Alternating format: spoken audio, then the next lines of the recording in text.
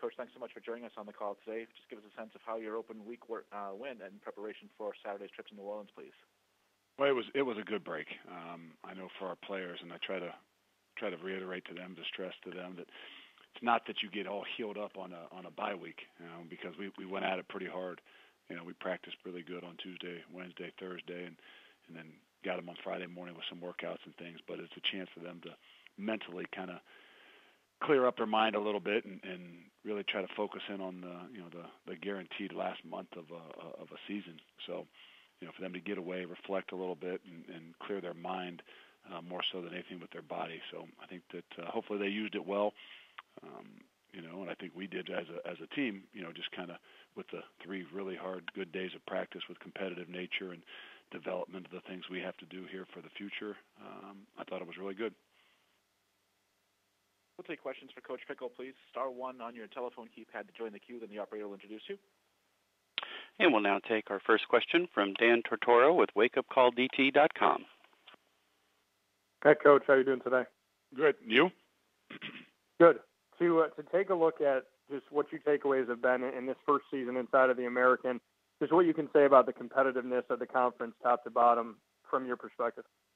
Oh, it's been really, really good. And, I mean, the uniqueness of different offenses, but also the skill and the things that you see. And, defenses have been a lot more talented maybe than I had anticipated.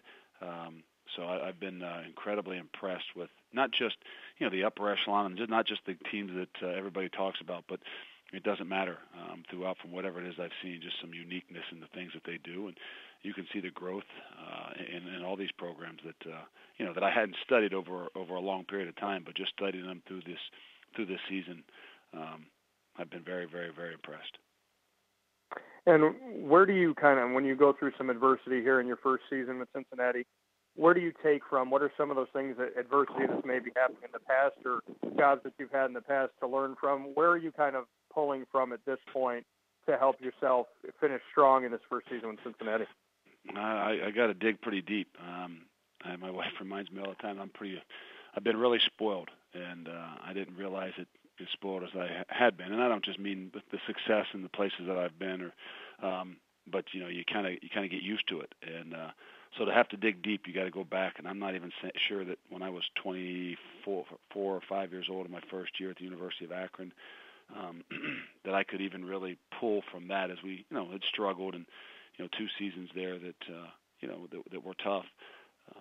But being young and not probably keeping a whole lot of recollection of some of that stuff other than just going hard every single day, you got to kind of revert back to you as a player and those tough times and the situations and the things that have happened to you. And, I had some incredible disappointment, whether it was, in different sports, but, what gives you a chance to be successful and how you need to keep moving on. And when I look back at it, there's some things that have defined me. And a lot of times they were tough losses or even a complete failure of something that, I had done or had planned for a long time.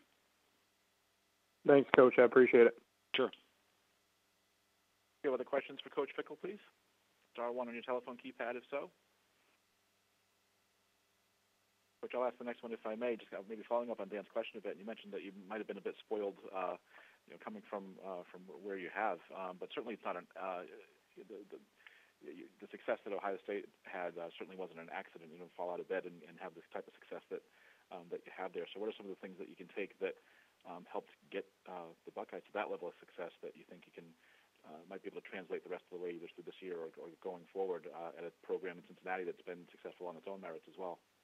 I'd say 2 things. It starts with leadership, and that's across the board from from the head coach all the way down through the players, to the assistant coaches. And whenever we struggled in the past, it was when you really look back at it and try to evaluate it, it starts with leadership. And then I'd say discipline.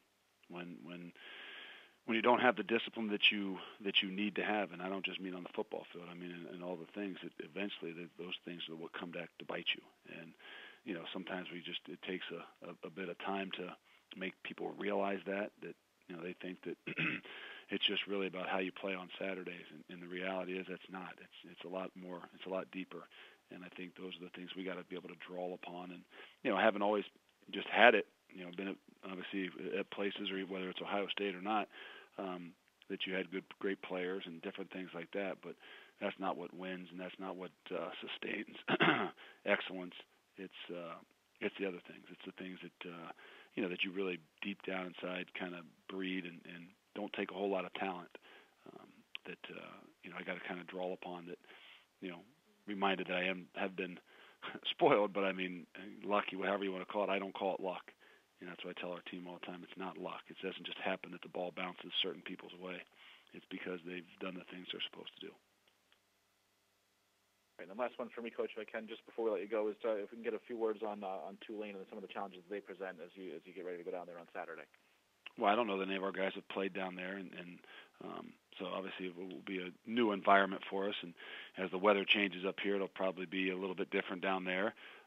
But to go back down and have a week off, it can be really good. But also having a week off can kind of screw up some of your timing and not actually playing that game on Saturday. And that's how you measure yourself and how you really kind of reflect on how you get better. So that's the start of it. And then obviously what they do offensively with their ability to run some option and really to have the quarterback as a guy that controls pretty much everything that they do and is a viable option to run the football at any point in time, I think gives them that added element to keep you up late at night. And then defensively, I think they're solid. I mean, I think they've given up some big plays, and it's hurt them. And we know how that feels.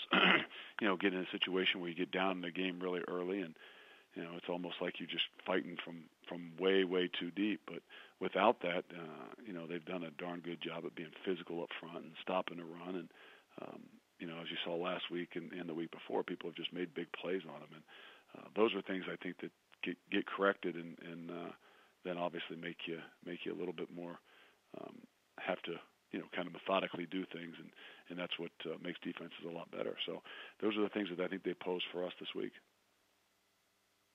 Thanks so much for your time today, Coach. Look forward to hearing from you again next Monday. Thank you.